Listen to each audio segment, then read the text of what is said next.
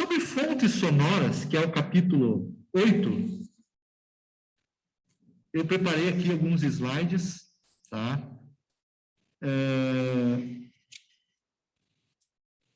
Preparei alguns slides sobre esse assunto, tá? E vou aqui apresentar alguns para vocês, tá?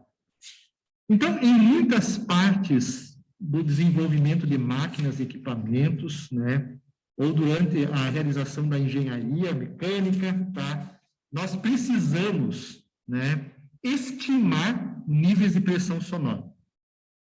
Nós vamos fazer uma máquina e, para fazer essa máquina, nós precisamos, mais ou menos, ter em mente qual que é o ruído que ela vai provocar. Para aí, dentro do projeto, definir parâmetros para poder diminuir esse ruído que a máquina tem, tá? Então, esse capítulo, que é o capítulo, né, do fontes sonoras, ele tem mais ou menos esse objetivo. Fornecer equações matemáticas que permitam, com uma certa incerteza, estimar o ruído desses equipamentos, tá? Então, nem sempre eu vou conseguir fazer o equipamento e testar o ruído, ou ir fazendo e testando o ruído. Possivelmente, devem existir certos tipos de produto que, constantemente, o sujeito deve ter, a empresa deve ter lá um laboratório de acústica, e ela vai fazendo o produto, vai monitorando o ruído e vai, né, melhorando o produto, tá? Bom, o ruído, o Mustafa coloca ali, né, deveria, né, ainda hoje não faz parte dos equipamentos, né, informações referentes ao ruído que ele gera, tá? Mas quem sabe, quando a legislação for um pouquinho mais rígida com relação ao ruído, essas coisas comecem a acontecer. E aí, acontecendo, né, certamente vai ser necessário que as empresas tenham laboratórios específicos sobre esse assunto, né, sobre acústica, e façam o projeto, a melhoria dos equipamentos, e durante esse processo de projeto vão medindo, avaliando o ruído deles, tá? Mas na prática, então, ainda hoje em dia, quando isso não é ainda muito requisitado, a gente fica, né, a desejar ainda na questão do barulho, né, do ruído, tá? Mas assim que a norma exigir, certamente a engenharia deve se direcionar também para essa preocupação, o ruído dos equipamentos, tá? Bom, mas durante a realização do projeto, então, a gente precisa fazer as estimativas desse ruído, tá? Há necessidade de você conhecer o nível de potência sonora gerada pelo equipamento, tá? Não existem procedimentos técnicos que permitam quantificar com a potência sonora de uma máquina, um processo, mas tem algumas regras, né? Alguns meios que podem ser utilizados, tá? Há alguns métodos baseados em dados empíricos, tá? Que são utilizados para compressores, jatos de ar, né? Máquinas de maneira geral. Há uma série de dados empíricos que se acabaram transformando em equações empíricas que permitem estimar esses ruídos, tá? Principalmente, dá para se ter uma ideia, né, dessas equações. As Forças Armadas Americanas, elas possuem, ao longo de toda a sua história, aí, né, elas possuem vários military handbooks, né, e eles sempre tiveram uma preocupação com todos os aspectos da engenharia, né, e eles têm um acervo de informações sobre engenharia e sobre dados empíricos e criações que eles desenvolveram muito grande. Se vocês procurarem, às vezes, na internet, 1000 handbook, vocês vão encontrar aí no Google, né, centenas de handbooks de engenharia que foram desenvolvidos nas forças americanas, tá? Que podem ser utilizados por nós nos problemas que a gente tem que resolver. Eu utilizei muito, né, handbooks de confiabilidade e mantenabilidade para trabalhar na minha dissertação, tese, qualificação e assim por diante, né? E são excelentes. Só que a gente vai encontrar todos eles, né, somente em inglês, tá? E também existem excelentes handbooks, né, vinculados à parte de acústica e ruído. Para caracterizar as fontes sonoras, é importante, né? A gente sabe que a gente tem diversos mecanismos que podem gerar a vibração, gerar o ruído, gerar o som, tá? A estrutura vibrante, o diapasão, alto-falantes, né? Esfera pulsante, né? Cada um deles, né, gera um tipo de onda, né? A esfera pulsante gera ondas esféricas, lá no capítulo 2, né? Um alto-falante gera ondas sonoras que dependem da frequência do som gerado, tá? E essas ondas, esses sons, né, eles podem ter um comportamento unidirecional ou direcional. Depende muito da nossa fonte, tá? Geralmente, quando o comprimento de onda do som é muito maior que a dimensão da fonte, as ondas que são geradas são ondas esféricas. Já quando o comprimento de onda é da ordem da dimensão da fonte, tá? A radiação tende a ser mais direcional do que esférica. A esférica é aquele modelo onde a propagação se dá em todos os sentidos, uma esfera pulsante. Já quando o comprimento de onda é menor, né? Para mim ter comprimento de onda menor, significa que eu tenho frequências mais elevadas do som, tá? Em frequências mais elevadas do som, geralmente o som tende a ser direcional, tá? A fonte tende a ser direcional, tá? Então, aqui, ó, isso significa que em altas frequências, pequenos comprimentos de onda, a fonte geralmente apresenta direções preferenciais de radiação sonora. Nós temos o alto-falante e temos o tweeter. O tweeter, ele é um alto-falante, né, que irradiam, né, que emitem sons em altas frequências. A caixa de som emite todas as frequências. O alto-falante convencional, ele emite todas as frequências. Então, a posição dele, por exemplo, dentro do carro, é uma posição qualquer, ele vai irradiar o som em todas as direções, tá? Mas já o tweeter, ele tem que ser bem específico. Se você quer escutar os sons de alta frequência do tweeter, você tem que apontar o tweeter diretamente, né, para o ouvinte, para o receptor, porque ele é uma fonte de som direcional. Então, se você apontar o tweeter para um outro lado, o sujeito não vai receber, né, aquele som emitido por ele, tá? Então, esse capítulo começa com essa conversa toda aqui, tá? E então, fala, então, das fontes sonoras unidirecionais e das direcionais, tá? Então, o caso da esfera pulsante, ele é um caso de fonte omnidirecional. Ela emite uma onda sempre em todas as dimensões, uma esfera, tá? Essa onda se propaga em todas as direções de igual forma, desde que não haja nenhum obstáculo na frente dela para poder alterar a sua direção ou provocar reverberação, tá? E as direcionais, quando ela apresenta direções preferenciais de radiação, é uma onda direcional, tá? Bom, dessas ondas direcionais, aqui tem, por exemplo, então, um campo de mesmo nível de pressão sonora, e aqui tem uma fonte. Essa fonte aqui, ó, é um transformador de energia elétrica, um grande transformador. E essas isolinhas são isolinhas de mesma pressão sonora.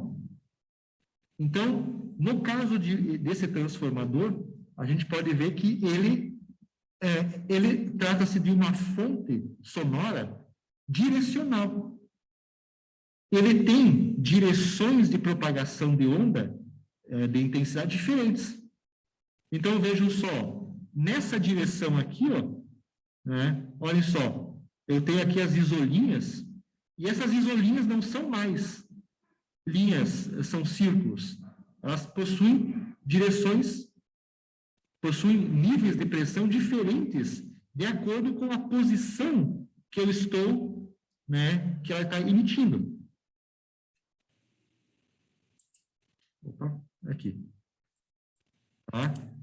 Então, os contornos de pressão não são iguais em todas as direções, e isso significa, então, que eu tenho uma fonte sonora direcional. Tá? Então, observem aqui, ó, que nessa direção aqui de propagação, mais próximo do... Ó, aqui, numa posição mais afastada, eu tenho o mesmo nível de intensidade de uma posição mais próxima aqui. Ó, tá? Então, a onda sonora está se propagando mais nessa direção, né? E permite atingir distâncias maiores com um nível de pressão, né, semelhante, por exemplo, a essa direção aqui. Tá? Então, são fontes sonoras direcionais. Tá? E aí, agora, para nós medirmos o nível de pressão sonora, o LP, tá? Aqui, quando a fonte é unidirecional, ou seja, propaga igualmente em todas as direções, a relação entre a potência sonora e a pressão sonora depende dessa expressão que foi vista lá no capítulo 2. Ó. O LP, nível de pressão sonora, é a potência sonora, né, LW, menos 20 log dr, R é a distância do centro da origem do som, menos 11 dB. Agora, se eu tenho uma onda direcional, como o caso dessa figura aqui ao lado, a expressão, ó, o LP, passa a ter agora uma outra variável, que é a posição θ que eu estou em relação à fonte sonora. Né? Qual é essa posição θ que eu estou em relação à posição da onda sonora? Então, a partir de agora, ó, entra essas variáveis em jogo. Tá? Então, LPθ é o nível de pressão sonora na direção θ. LW é o nível de potência sonora, aqui, ó, é o nível de potência sonora na direção, né, que eu estou analisando, e o DYθ, DIθ, é o índice de diretividade da fonte. Então, aparece agora, no caso de ondas direcionais, aparece esse outro termo, que é o índice de diretividade. Tá? Então, vai aparecer aqui esse DIθ, que é o índice de diretividade. Tá? No caso aqui novamente aqui, ó, tá? No caso de ondas direcionais, então, há a necessidade de se conhecer o índice de diretividade em todas as direções para uma descrição completa do nível de pressão sonora. Tá? Então, eu preciso agora saber em todas as direções esse índice de diretividade. E esse índice, ele é dado através de diagramas polares. Tá? Então, aqui eu tenho uma fonte emissora, dentro desse plano horizontal que está colocado aqui, ó, da fonte emissora, eu tenho aqui nas diversas frequências das bandas de oitava, tá? Em algumas bandas de oitava, ó, 125, 250, 500, né? Eu tenho um diagrama polar específico de uma certa fonte, que na verdade isso deve ser medido. Então aqui, ó, em baixas frequências, pegando esse plano horizontal, vejam que essa fonte sonora, ela praticamente irradia como se fosse uma onda omnidirecional. Ó, a radiação dela é igual, em baixas frequências, a radiação dela é igual, mais ou menos, em todas as direções. Em 250 Hz já tem algumas variações que ocorrem aqui, ó, possivelmente estão ligados aqui, sei lá, a essas laterais aqui. Aumentando a frequência, vejam que o índice de diretividade modifica um pouquinho, agora aqui, ó, né? Em 1 kHz, ó, aqui é a frente, né? Então, essa aqui é a parte de trás, ó. A parte de trás aqui, ó, tem já um comportamento menor, né? Já começa a ser mais direcional. E à medida que eu vou aumentando a frequência do som, ó, tá? Vejam que a fonte se torna cada vez mais direcional. Olha aqui, em 16.000 Hz, tá? Basicamente, ela emite muito, o índice de diretividade nessa direção aqui é muito maior do que nas laterais, ó. Nas laterais dele aqui, ó. Para frente, ela emite muito mais do que pelas laterais e na parte traseira do sistema. Então, o índice de diretividade agora passa a ser um elemento importante, muitas vezes, no cálculo, né, da fonte sonora, né, da emissão da potência, da pressão sonora pela fonte sonora. Tá? Bom, tudo isso, então, esse índice de diretividade, o DI-θ, tá? Ele depende dessa fórmula aqui, ele é calculado pelo LP θ menos LP espacial, tá? LP espacial, e essas informações aqui, tá? Elas podem ser encontradas a partir de medições, tá? A partir de medições. Então, temos que levar em conta agora, nesse processo de fonte sonora, também a diretividade, né?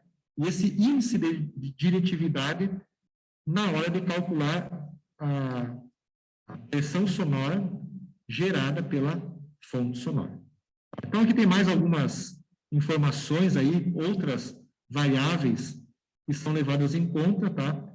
Então, aqui, ó, no caso de uma fonte direcional, e aqui algumas equações que são usadas para fonte omnidirecional, tá? Então, tem algumas variáveis que são utilizadas aqui nesse capítulo, e ele começa, então, o capítulo mostrando que existe esse índice de diretividade da onda sonora. Também, ele fala do sistema fonador, né?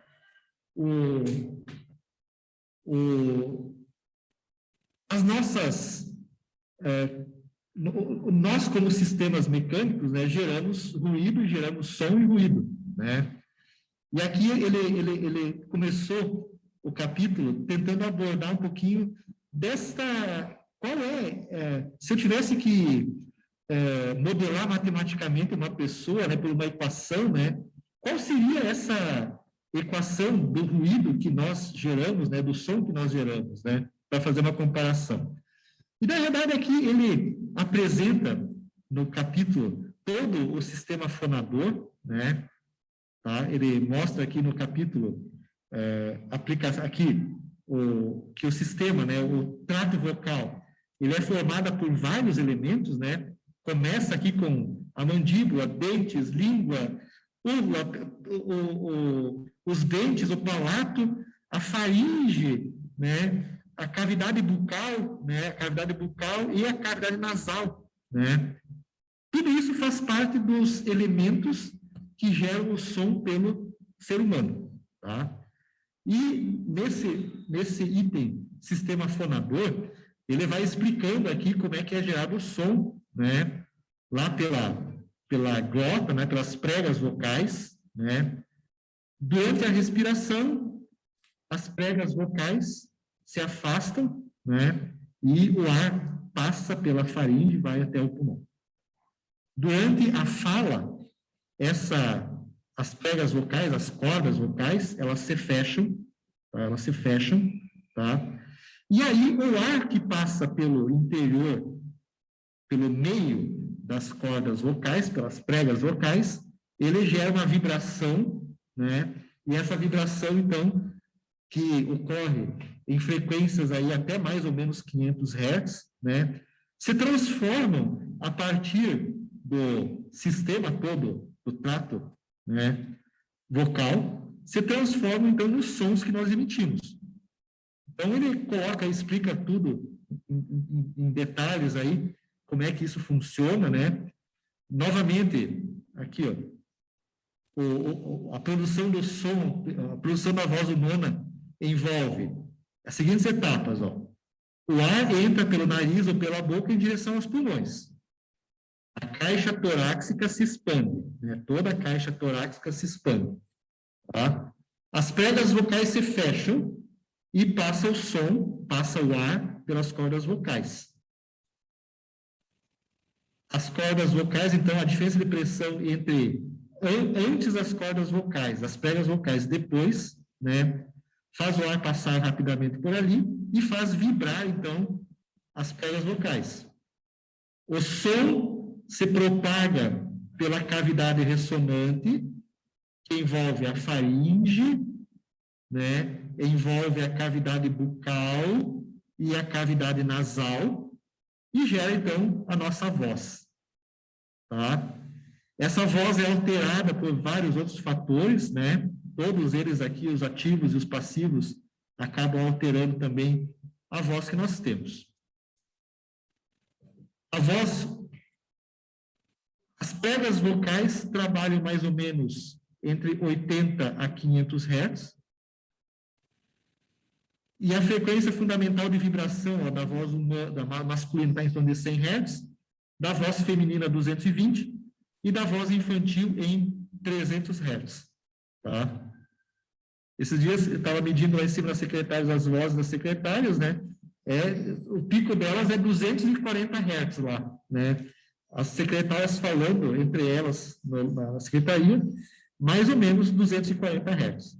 A gente falando dá um pouquinho menos de frequência, né? A intensidade maior de energia está em frequências mais baixas, tá? E a voz infantil em torno de 300 Hz, tá? Mas as pregas vocais trabalham nessa frequência e toda essa frequência é alterada, né? Aqui, eu coloquei aqui ó, por essa região toda aqui, ó, que é a faringe, né? A cavidade oral e a cavidade nasal. E aí a gente acaba emitindo sons, fonemas, né? Que variam de frequências até 2.500 Hz, tá? Então, as pregas vocais que estão aqui, ó, o ar passa por elas, e aí acabam, através de todo esse processo todo aqui, ó, tá? Acabam gerando frequências da ordem de 500 a 2.500 Hz aí, mais ou menos, tá? Mas, assim, o livro vai colocando aqui várias informações, mas, assim, ele chega no final desse item do sistema fonador, né? E diz o seguinte, ó, é muito difícil modelar a voz humana, né? Então, modelar a pressão sonora que eu vou estar medindo devido à voz humana, ou melhor, achar uma fórmula matemática, né, uma equação, né, que me modele matematicamente tudo isso aqui, é muito difícil, tá? Não é fácil, porque há vários fatores, né, humanos, né, que alteram essas características aí. Algumas características a gente consegue até mais ou menos modelar, mas de uma certa forma, definir uma equação matemática para isso é quase impossível, tá? Então, quando eu estava apresentando isso, quando eu cheguei nesse ponto, disse, mas toda essa conversa toda para dizer isso, né? Mas, enfim, né? Estou passando a mesma coisa aí para vocês também, tá? Então, tem algumas informações aqui que o Bistaff apresenta, tá?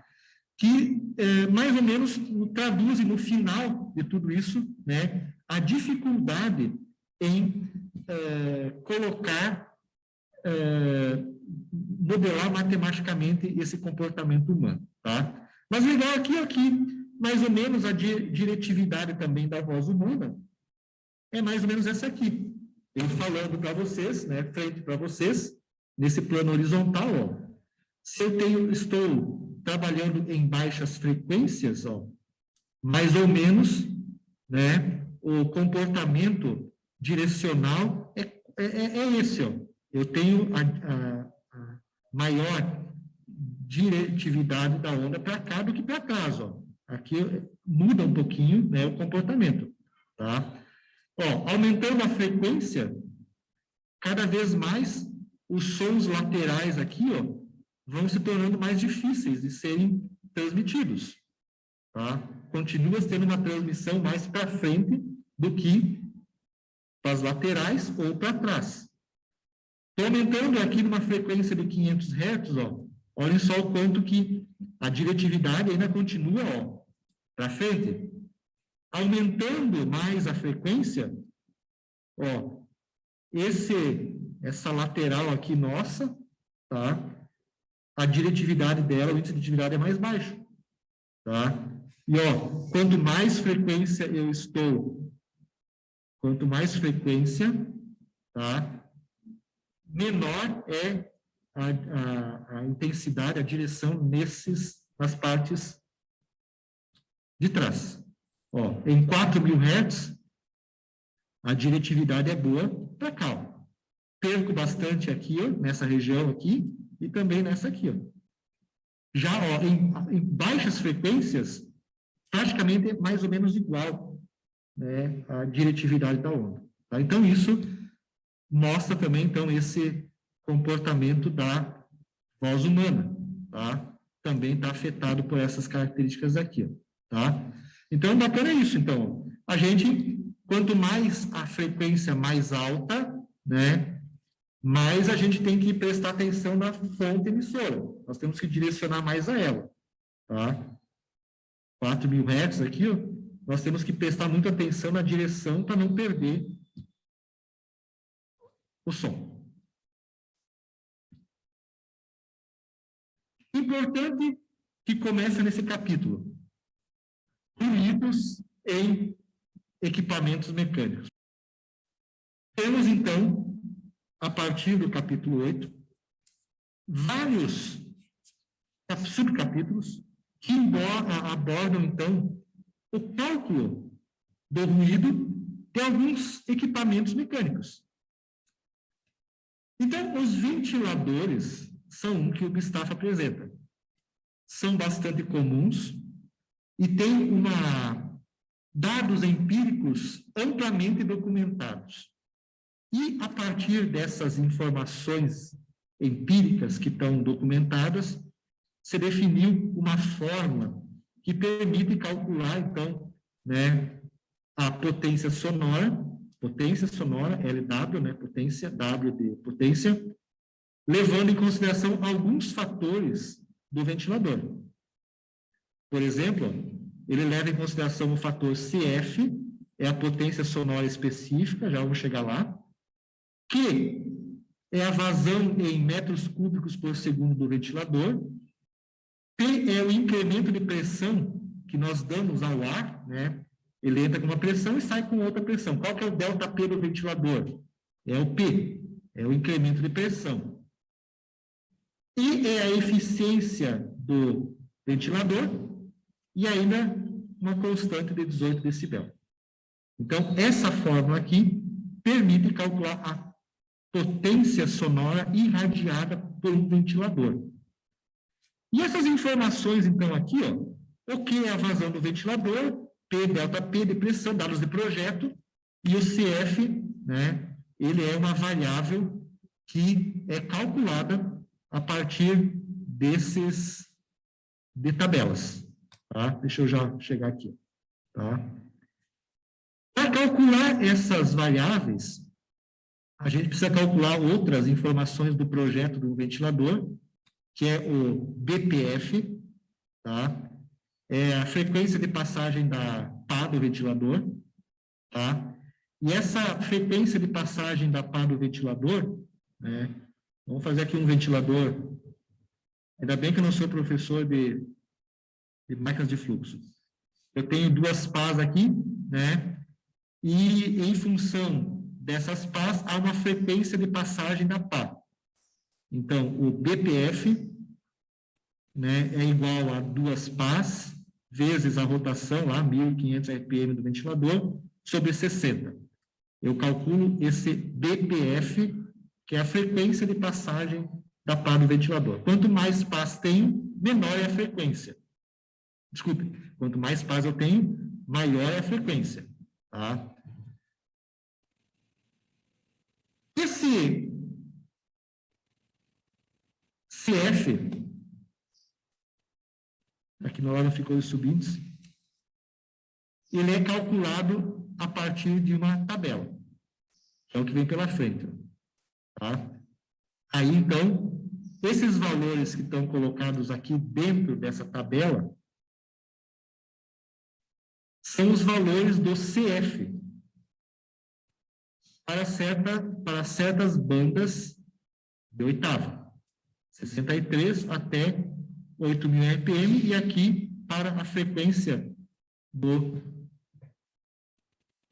DFI. Então, em função do tipo de ventilador que eu tenho, radial, centrífugo, siroco, né, axial com aletas fixas, sem aletas, torre de resfriamento, tá? Em função das suas características técnicas, nós acabamos calculando, então, aqui o valor do CF aqui dentro. E usamos esse CF juntamente com outras variáveis para calcular a potência sonora emitida pelo ventilador. Estimar a potência sonora. Tá? Aqui, no caso, com ventiladores com diâmetros de rotor maior que 3,5 metros, 3,5 metros. Bom, aí as equações, então.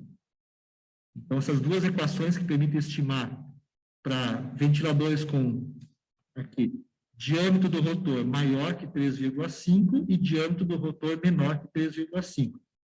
Tá? Essas duas equações, então, dão uma estimativa com um certo nível de erro associado para calcular o nível de potência sonora emitida pelo equipamento, ventilador. Essa tabela aqui, essa fórmula aqui permite calcular, então, o nível de pressão sonora no interior da tubulação, e a gente pode também fazer correções para ajustar o nível emitido para o meio ambiente do ventilador, com alguns fatores de correção dados por essa tabela aqui. Tá? Mas, como é que é feito, então, esse cálculo? Tá? Esse aqui é o exemplo 8.2. Nesse exemplo 8.2, foi feito o projeto desse ventilador Limit Load. Eu, justamente, nunca tinha ouvido falar desse termo aqui. Tá? Para mim é novo. Né? O Limit Load é um tipo de ventilador, eu casualmente coloquei no YouTube, lá no Google, lá, o Limit Load, né, para ver qual o ventilador que era. E é esse tipo de ventilador aqui, ó. Tá? É esse tipo de ventilador aqui. Tá?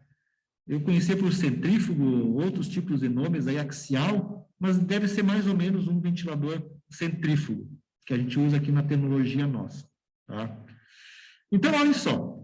Estime qual é a potência sonora emitida por esse ventilador.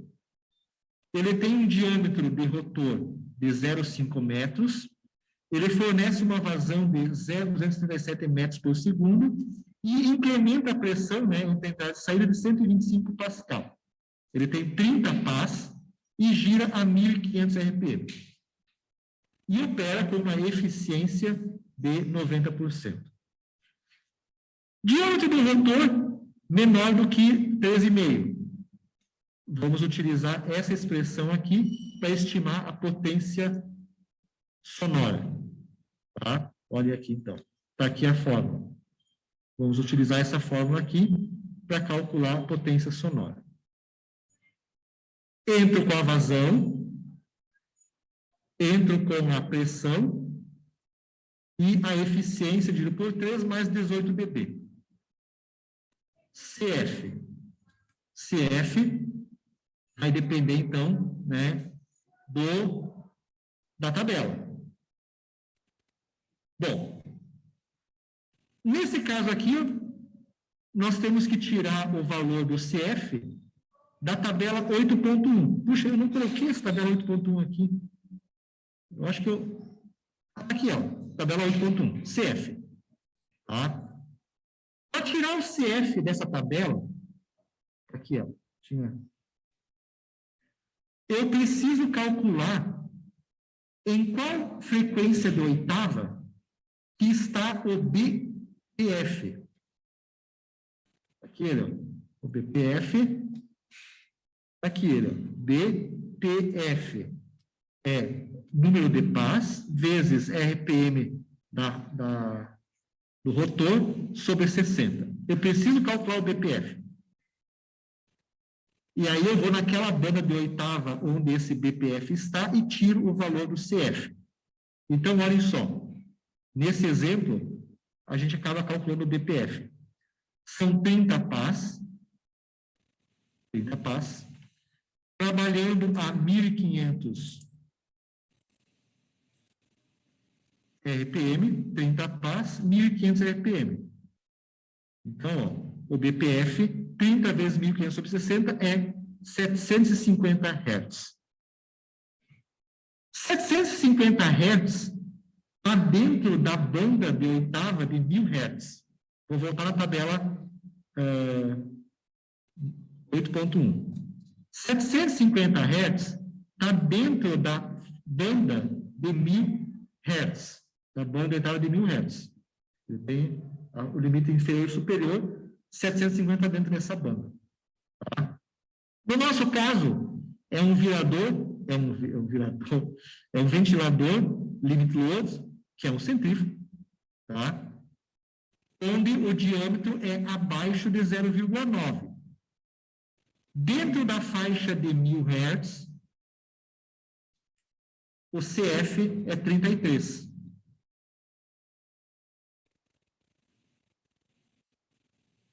Ó, dentro da faixa de 1.000 Hz, o CF, então, passa a ser 33. Deixa eu ver se eu colocou aqui. Ó, tá aqui, ó. 33. Aqui, ó. Ó. Dentro dessa faixa, o BFI é 3.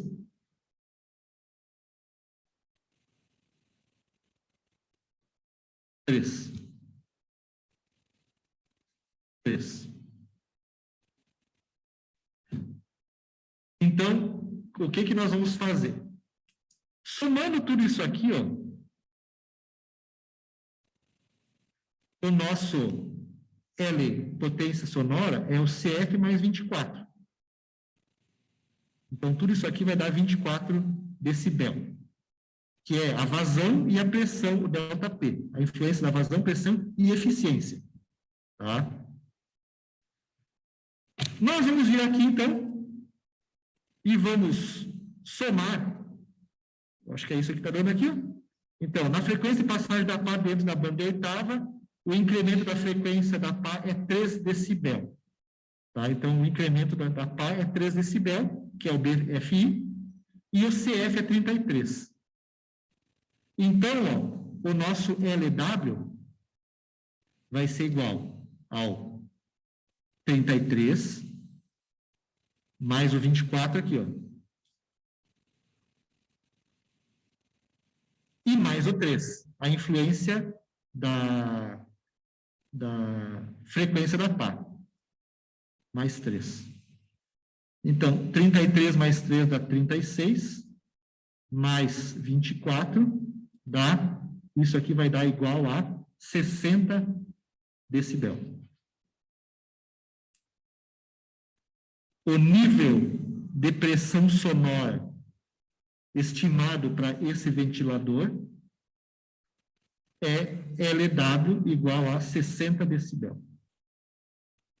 Então, nesses problemas de estimativa de ruído, a gente vai utilizar essas fórmulas empíricas que foram criadas para estimar o ruído. É 100%? Tem erro? Sim, tem um erro grande nesses cálculos. Mas, pelo menos, a gente consegue ter uma estimativa, por exemplo, durante o projeto, de qual vai ser a intensidade desse ruído. Então, no nosso caso, o nível sonoro estaria na faixa de 60 decibel. Eu vou alterar o tamanho da pá do ventilador. Puxa, alterou a pá do ventilador, alterou também o ruído. Alterei o número de pás, o número de pás, também vai alterar o ruído produzido, né, pela pá. Então, tudo isso vai influenciar no ruído. E aí, eu posso, mexendo em alguns parâmetros desse ventilador, para poder adequar o ventilador, né, ao local que ele vai ser aplicado. Quem que deve aplicar bastante isso? No projeto, o pessoal que desenvolve aqueles ventiladores axiais que a gente compra em casa, né? Os ventiladores portáteis que a gente usa em casa, né? Ali o projetista deve estar possivelmente olhando isso aqui, ó, para poder fazer o projeto do ventilador. Por que tem alguns ventiladores que têm mais pás e outros têm menos pás, né? Por que algum tem a diferença de pressão entre a entrada e a saída é maior e outro menor? A rotação, tudo isso influencia no barulho. E agora imagine um ventilador operando durante a noite, né?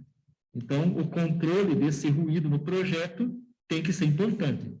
E ele, então, nos dá as primeiras estimativas, esses cálculos, dão as primeiras estimativas do ruído de um ventilador. Então, isso é importante para o projeto. Projetei um ventilador. O ideal seria colocar ele num banco de ensaio, né? E aí, então, medir através de equipamentos especializados, medir, então, em várias direções, qual que é o ruído produzido por esse ventilador. E aí, então, eu teria a comprovação, né? A medição é o real. A estimativa aqui é algo estimado, né? Então, eu teria a comprovação entre um e outro, tá? Então, esse capítulo, o bacana dele é essas estimativas desses ruídos aí, tá? Esse é o ruído de ventilador. Tem também o ruído de compressor. Já nos compressores, o método é igual ao do ventilador? Não, é diferente, tá? Aí eu tenho que levar em conta outros parâmetros para fazer a análise da vibração do compressor, tá? Então, aqui, ó, o nível de pressão a 1 metro em decibel, em cada uma das frequências de oitava, né, depende, então, da potência do compressor. Pequenos compressores, ó, 1,5 até 1,5, 2 a 6, 7 a 75 quilowatts. Mais ou menos, então, ele dá a estimativa da pressão sonora, né, do nível de pressão sonora, em função da distância a 1 metro. Tá? Aí eu tenho algumas fórmulas específicas, né, para calcular isso. De maneira geral, aqui está o ruído para pequenos compressores. Mas se eu tenho um compressor centrífugo, já tenho lá uma fórmula específica para o compressor centrífugo. Tá? Então, cada caso, aqui, rotativo ou axial, eu já tenho uma fórmula específica para estimativa do nível de potência sonora para um compressor axial, né? Esse rotativo e axial possivelmente é erro de tradução do livro, tá? Mas então eu tenho aqui a fórmula que permite calcular, a partir da potência, calcular o ruído emitido por ele. Então, cada caso, pessoal, vai ser um caso diferente, tá? E na sequência do livro, a gente tem aí informações sobre tantos outros, né? Tantos outros tipos de máquinas e a geração do seu ruído. A gente tem